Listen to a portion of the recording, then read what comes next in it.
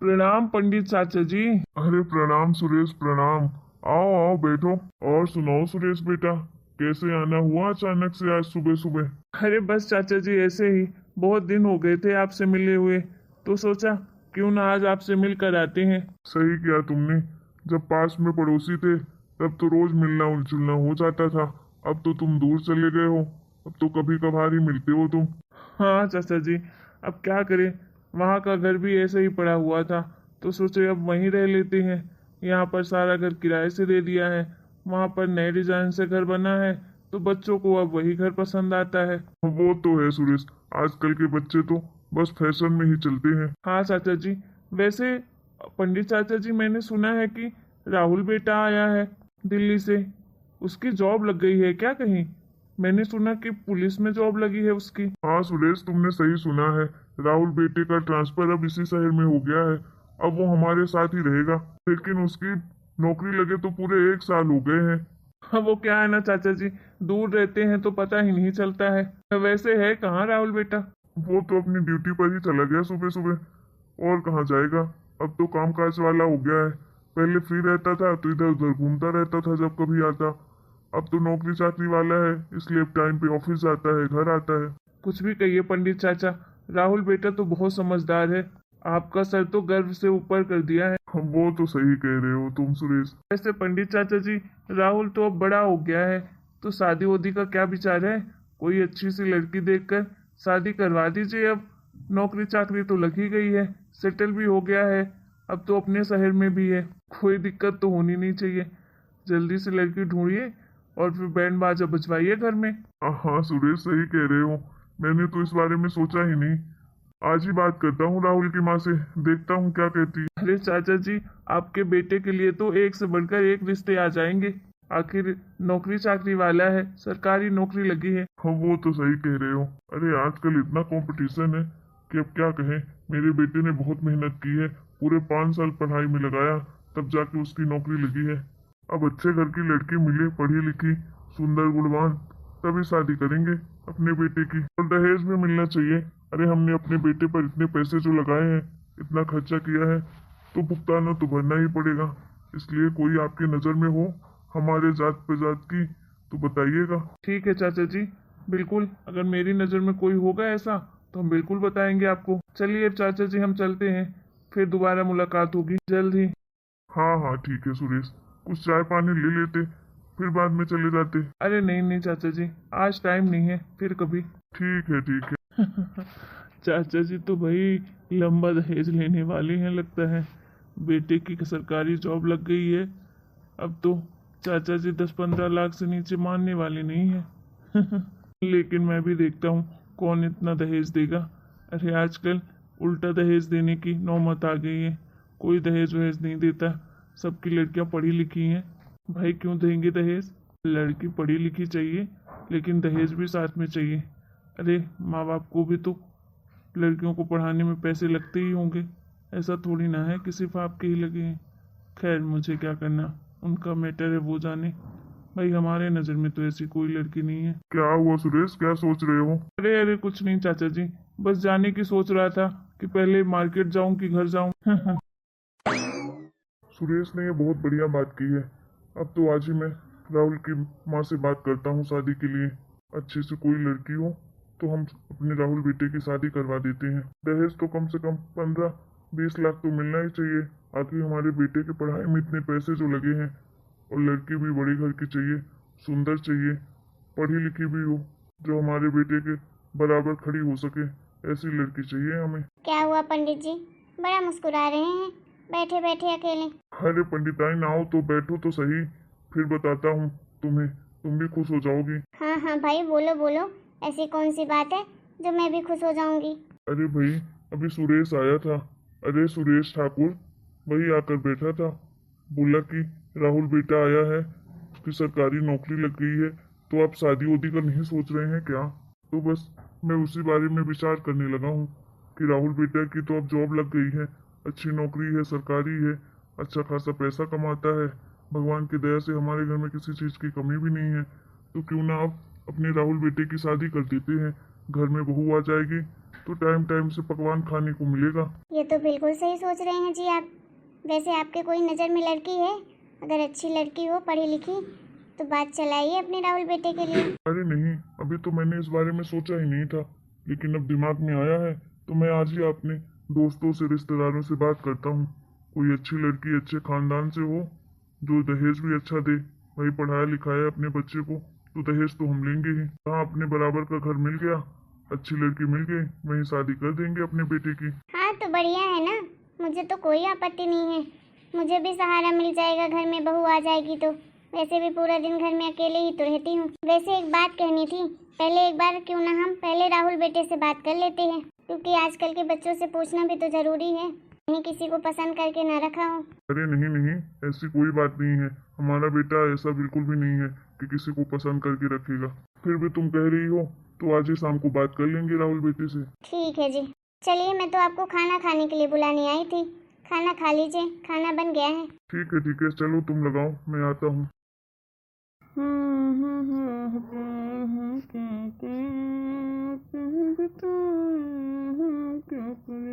अरे पूछिए ना जी। अरे तुम ही पूछो ना, तुम माँ हो, तुमको ज्यादा अच्छे से बताएगा। पूछो तो एक बार। देखिए जी, आपको पूछना हो तो पूछिए, नहीं तो मैं तो नहीं पूछने वाली। अरे मम्मी पापा, मैं कब से देख रहा हूँ आप दोनों एक बार मेरी तरफ देखते हैं, फिर एक बार एक दूसरे को देखते हैं। बात क्या है? कुछ बोलना चाह रहे हैं क्या आप लोग?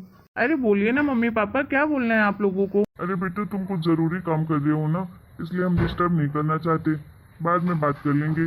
करनी तो थी तुमसे कुछ जरूरी बात। अरे नहीं पापा, मैं कोई ज़रूरी काम नहीं कर रहा हूँ। बताइए ना क्या बात करनी है आप लोगों को। बेटा, हम सोच रहे थे कि अब तुम तो अपनी जिंदगी में अच्छे से सेटल हो गए हो, नौकरी चाकरी भी लग गई है, अब किसी चीज की टेंशन तो है नहीं। अब तो तुम्हारी शादी की उम्र भी हो गई है, तो हम सोच रहे थे कोई अच्छी सी लड़की देखकर तुम्हारी शादी करवा देते हैं। हमारे घर में बहू भी आ जाएगी, तुम्हें भी टाइम से खाना देने वाली आ जाएगी। हाँ बेटा, हम सोच रहे थे कोई अच्छी सी लड़की हो तो तुम्हारी शादी करवा देते हैं जल्दी से जल्दी। वैसे कोई तुम्हारे नज़र में तो नहीं है ना? किसी को पसंद करके रखा हो तो वो भी बता देना, क्योंकि आजकल के बच्चे तो पहले से ही पसंद करके रखते हैं। इसीलिए बेटा हम तुमसे पूछ रहे हैं। वैसे हम जानते हैं कि हमारा बेटा ऐसा बिल्कुल भी नहीं है, फिर भी सोचा एक बार पूछ लेते हैं। अगर बेटा तुमने किसी को पसंद करके रखा है तो बता देना, बस अपने जात की होनी चाहिए, हम करवा देंगे उससे तुम्हारी शादी। ठीक है? हाँ बेटा बताओ, किसी को पसंद करके तो नहीं रखा है ना तुमने? अगर कहीं पसंद किया हो तो बता देना, और नहीं तो फिर हम अपने हिसाब से ढूंढते हैं अच्छी लड़की, पढ़ी लिखी, तुम्हारी काबिलियत की, जो तुम्हारे साथ खड़ी रह सके। नहीं नहीं पापा मम्मी, आप लोग लड़की मत ढूंढिए, मैंने लड़की ऑलरेडी ढूंढ के रखी है। मैं एक लड़के से बहुत प्यार करता हूँ और मैं शादी भी उसी से करना चाहूँगा। वो हमारे कॉलेज टाइम की फ्रेंड है, तभी से हम दोनों एक दूसरे से बहुत प्यार करते थे। जब मैं दिल्ली में पढ़ाई करता था तो वो भी मेरे साथ कॉलेज में पढ़ाई करती थी दिल्ली में ही। वो दिल्ली से ही है, बहुत बड़े घर से है, अच्छी है, सुंदर भी है, पढ़ी लिखी भी है, वो भी जॉब कर रही है। तब तो बहुत बढ़िया है बेटा। पर पापा पर क्या बेटा? पर पापा वो अपनी जाति की तो नहीं है, वो तो पंजाबी है। क्या? हाँ पापा, वो पंजाबी लड़की है, लेकिन देखने में बहुत सुंदर है और बहुत पढ़ी लिखी है। पैसे भी अच्छा खासा कमाती है, 30-40 लाख उसकी सैलरी है, बहुत अच्छे परिवार से है, सब खानदानी लोग हैं, बस अपने जाति की नहीं है पापा। ऐसे भी पापा आजकल जाति को मानता कौन है, सब तो इंटरकास्ट मैरिज करते हैं। जाति में क्या रखा है, बस विचार एक दूसरे से मिलने चाहिए। जिसके साथ जीवन बिताना है बस उसके साथ अपने गुण मिलने चाहिए, एक दूसरे की सोच मिलनी चाहिए, तभी आगे का जीवन सुखी रहता है। इसलिए पापा मैं उससे बहुत प्यार करता हूँ और वो भी मुझसे बहुत प्यार करती है। मैंने सोचा था कि मैं वहाँ दिल्ली से आने के बाद जब आपके पास आऊँगा तो मैं इस बात को आपके सामने रखूँगा, लेकिन उससे पहले आपने ही ये बात मेरे सामने रख दी। मैं बहुत दिन से सोच रहा था कि मैं ये बात आपको बताऊं, लेकिन जब आज आपने मुझसे ये बात कही तो मैंने बता दिया आपको। देखो राहुल बेटा, हम उस लड़की से तुम्हारी शादी नहीं कर सकते हैं। अगर हम उस लड़की से उस कास्ट में शादी करेंगे तो हमारी बहुत बदनामी होगी, समाज में थू थू होगी। हम ऐसा बिल्कुल भी नहीं कर सकते हैं। उस लड़की को तुम भूल जाओ, उस लड़की से तुम्हारी शादी नहीं हो सकती है। अगर हमारी जाति की होती तो चलो हम एक बार सोच भी लेते, लेकिन नहीं, दूसरे जाति में हम नहीं कर सकते तुम्हारी शादी। ये समाज में इतनी इज्जत है हमारी, इस तरह से बदनामी हम नहीं कर सकते। हाँ बेटा, तुम्हारे पापा सही कह रहे हैं।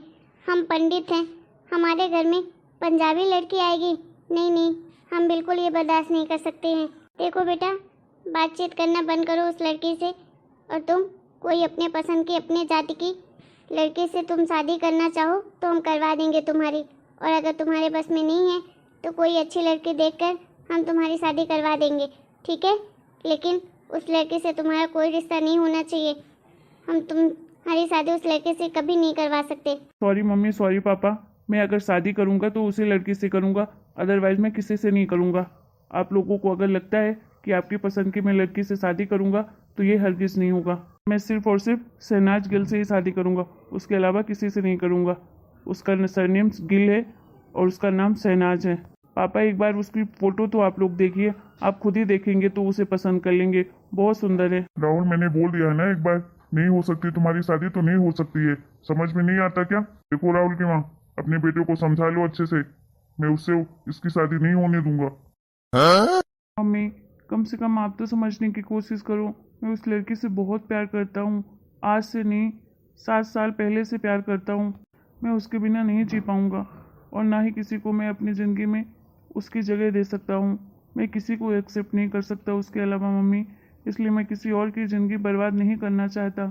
अगर आप मेरी ज़बरन किसी से शादी भी करवा देंगे तो मैं खुश नहीं रहूँगा, और मैं उसे भी खुश नहीं रख पाऊँगा। इसलिए किसी की ज़िंदगी क्यों बर्बाद करना मम्मी, आप तो समझो। किसी औरत का दिल मैं क्यों तोड़ूं? प्लीज़ मम्मी, आप तो पापा को समझाने की कोशिश करो ना, वो आपकी बात ज़रूर मानेंगे मम्मी, प्लीज़। अरे बेटा, तूने तो हमें कहीं का ना छोड़ा। तुझे वही पंजाबन मिली थी शादी करने के लिए, प्यार करने के लिए। अपनी जाति की लड़की नहीं मिली थी तुझे। मम्मी, प्यार क्या जाति देखकर होता है? प्यार तो हो जाता है, जाति तो बाद में पता चलती है ना मम्मी। अब हो गया तो हो गया, प्लीज़ समझो ना यार मम्मी। मैं किसी और से शादी नहीं कर सकता हूँ। आप पापा को समझाओ, आप ही सब कुछ कर सकती हो। अपने बेटे की खुशी के लिए इतना नहीं कर सकती हो क्या आप? मैंने आप लोगों के खातिर सब कुछ किया, बस एक विश तो पूरी कर दो मेरी, प्लीज़ मम्मी। समाज के डर से अपने बेटे की ज़िंदगी मत बर्बाद करो मम्मी, मैं नहीं जी पाऊँगा उसके बिना। आपको मेरी कसम है मम्मी कि आपको मेरी बात माननी ही पड़ेगी। ये क्या बोल दिया बेटा? तूने अपनी कसम दे दी मुझे। अरे बेटा, तेरे पापा जी नहीं मानेंगे अगर मैं मान भी जाऊं तो। नहीं मम्मी, आप मनाने की कोशिश करोगे तो ज़रूर पापा जी मान जाएंगे। प्लीज़, आप तो ये कसम मेरी नहीं तोड़ोगे ना? प्लीज़ मम्मी, मुझसे वादा करो कि आप मेरी शादी सिर्फ और सिर्फ शहनाज गिल से ही करवाओगी। प्लीज़ प्लीज़ प्लीज़ मम्मी, बताओ ना, करवाओगी ना? अच्छा ठीक है बेटा, तू उदास मत हो। मैं बात करती हूँ तेरे पापा जी से, पूरी कोशिश करूँगी उन्हें मनाने की। बस मैंने भी तेरे खातिर ही अपने दिल पर पत्थर रख लिया है, नहीं तो मुझे तो खुद ही पसंद नहीं है कोई और जाति की लड़की। लेकिन तू मेरा इकलौता बेटा है, तेरी खुशी के लिए तो कुछ भी कर सकती हूँ। Thank you mummy, thank you so much mummy, आपने मेरी फीलिंग्स को समझा। सच में मम्मी, आप ही हो जो मुझे समझ सकती हो। अच्छा ठीक है, तू परेशान मत हो, जा अपने कमरे में आराम कर। मैं तेरे पापा जी से बात करती हूँ। मैं क्या करूँ, मुझे तो कुछ समझ नहीं आ रहा है। इतनी खुशी हो रही थी कि बेटे की शादी होगी, अब उतना ही मातम छा रहा है। एक तरफ मेरा बेटा है, बेटे की खुशी है, एक तरफ पति है, पति की खुशी है। आखिर किसको संभालूं, किसको देखूं, क्या करूं, कुछ समझ नहीं आ रहा है। बेटा तो सुनने वाला नहीं है, पागल ही हो गया उस लड़की के प्यार में। पता नहीं है कैसी है वो लड़की जो इतना प्यार करता है उससे ही। अब तो इनको ही समझाना पड़ेगा किसी न किसी तरह। पसंद तो मुझे भी नहीं आएगी वो लड़की, पता नहीं मांस मछली सब खाती होगी, पंजाबी है सभी खाते हैं, कहाँ हम शुद्ध पंडित। लेकिन क्या करें, बेटे की खुशी की खातिर तो इतना करना ही पड़ेगा। मैं तो बेटे से पहले ही बोल दूंगी, खाती होगी तो खाती रहे, लेकिन इस घर में आने के बाद बिल्कुल नहीं खाएगी। हम मांस मछली इस घर में नहीं आने देंगे अंदर। पहले इसके पापा जी को तो मनाऊं, बाकी बात तो बाद में कर लूंगी।